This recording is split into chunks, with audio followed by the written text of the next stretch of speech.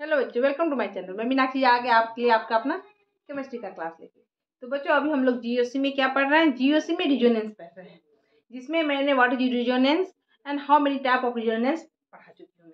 ठीक है, आज हम लोग पढ़ने वाले हैं rule for validation of resonating structure. किस किस सिचुएशन में रिजोनेंस इफेक्ट जो है सो वैलिड होता है, इसके लिए कुछ रूल है। ठीक है, तो वही हम लोग आज देखने वाले हैं बारी बारी से। तो इसलिए सब अच्छे से समझ के देख लीजिएगा और अच्छे से समझिएगा। वीडियो शुरू से लेके लास्ट तक जरूर देखिएगा। ठीक है, चलिए स्टार्ट करें। फर्स्ट रूल क्या है?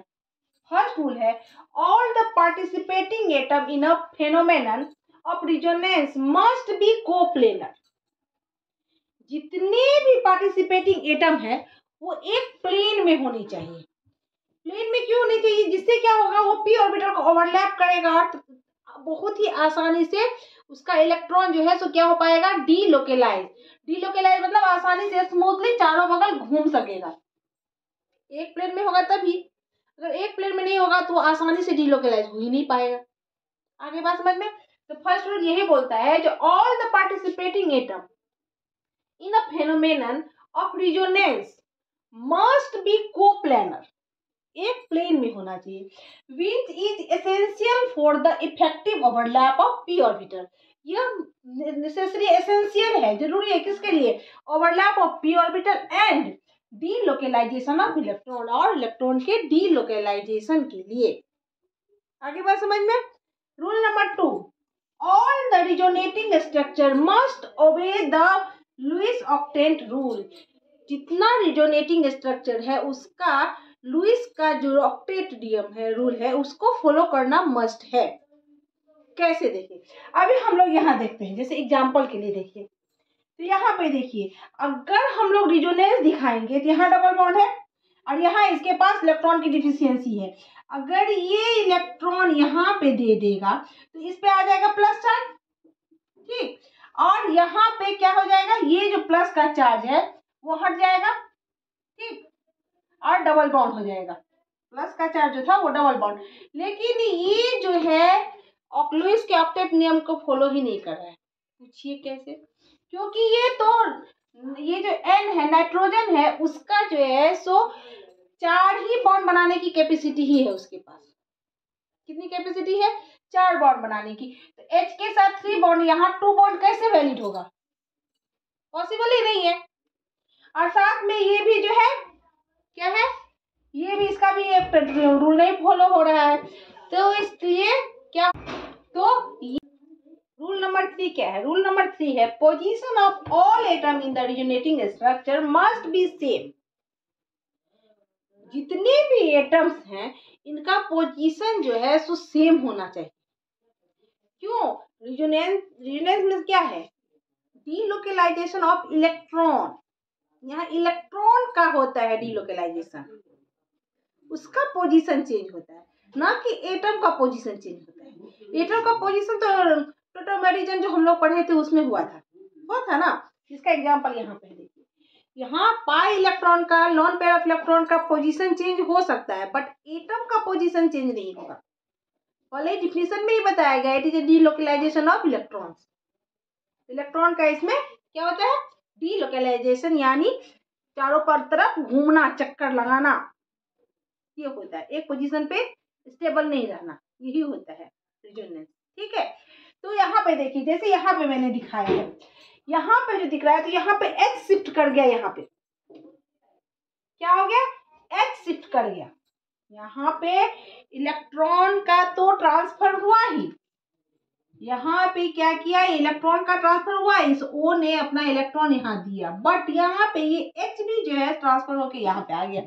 जबकि रिजोनेंस में एटम का पोजीशन चेंज नहीं होगा। ये रूल नंबर 3 है। क्या होगा इसमें? एटम का पोजीशन चेंज नहीं होगा। पाई इलेक्ट्रॉन का, लॉन पेयर ऑफ इलेक्ट्रॉन का पोजीशन चेंज होगा, बट क्या होगा, वो शिफ्ट करेंगे एक जगह से दूसरी जगह, बट एटम शिफ्ट नहीं करेंगे। तो टोटोमेरिज्म और जो टोटोमर्स है या टोटोमेरिज्म जो शो करते हैं वो रिजोनेंस शो नहीं करेंगे। आगे बात समझ में? अब आते हैं हम लोग रूल नंबर 4 पे। तो चलिए रूल नंबर 4 देखते हैं। Rule number 4, all the resonating structure must have same number of pair or unpair electron. The sum of sigma pi bond, pair of electron, lone pair of electron and odd electron must remain constant. क्या resonance होने के बाद भी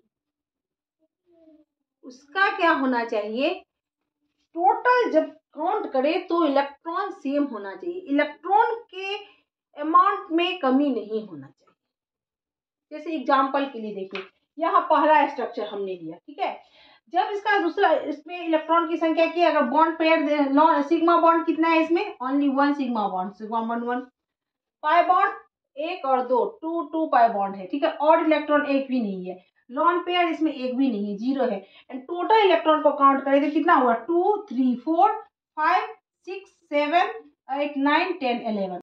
इसका resonating structure देखते हैं। Resonating structure में देखिए CH2 है, ठीक है, अब क्या किया, यहाँ जो है ये यहाँ तक सेम है, ठीक, बट ये क्या किया, अपना एक इलेक्ट्रॉन किसको दे दिया, यहाँ से H का ये डबल बॉन्ड जो है एक इलेक्ट्रॉन इस पे आ गया, इस पे आ जाएगा माइनस चार्ज, क्या हो गया, एक इलेक्ट्रॉन इस पे आ गया, ठीक, इस पे इलेक्ट्रॉन रिच हो गया ये, और ये इलेक्ट्रॉन डिफिशियंस हो गया।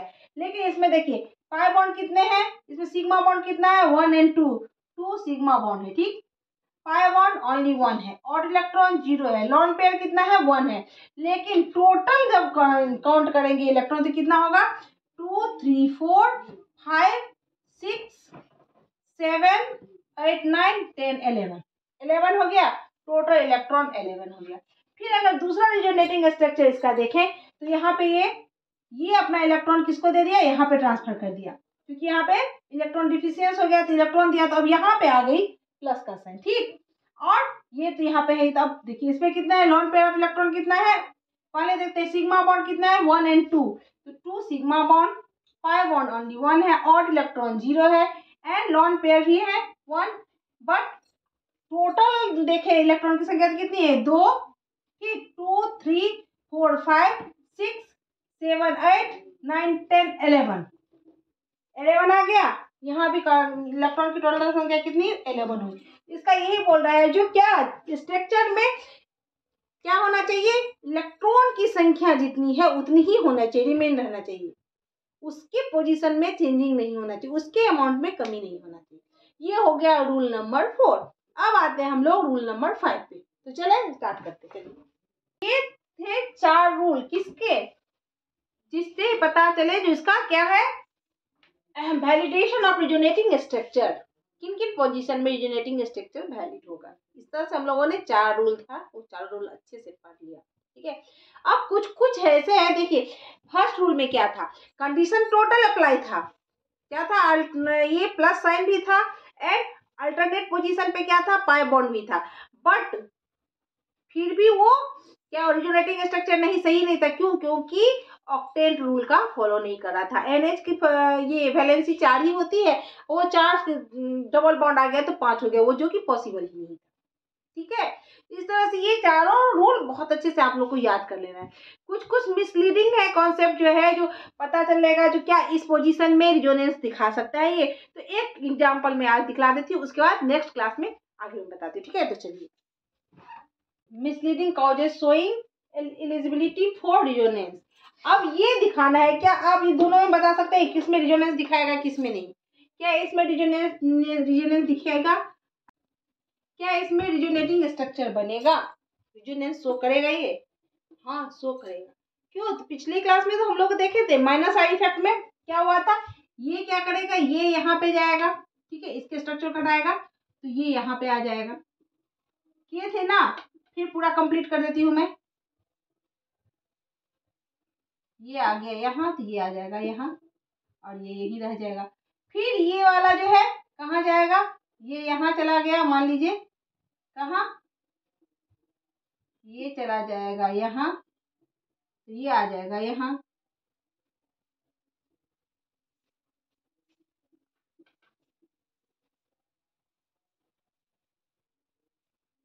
और ये चला जाएगा तब किधर, इधर, ये आ गया यहाँ, यहाँ पे आ गया प्लस साइड, और ये आ गया यहाँ, ठीक।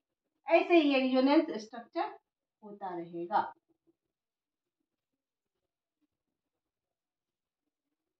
और ये अगर फिर ये चला गया यहाँ, ये यहाँ पे गया, इसके पोजीशन को हटाएगा तो ये आ जाएगा यहाँ पे और ये आ जाएगा यहाँ पे, ये पोजीशन,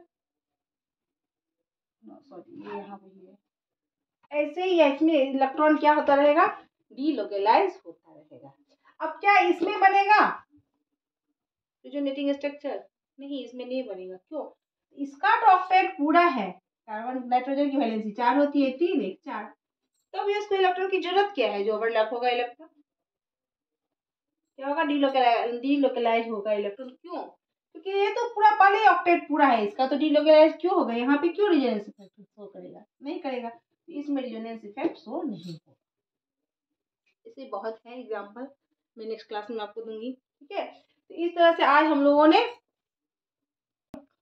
लाइक कीजिए, सब्सक्राइब कीजिए, अच्छा कमेंट कीजिए। तब तक के लिए टेक केयर, बाय बाय।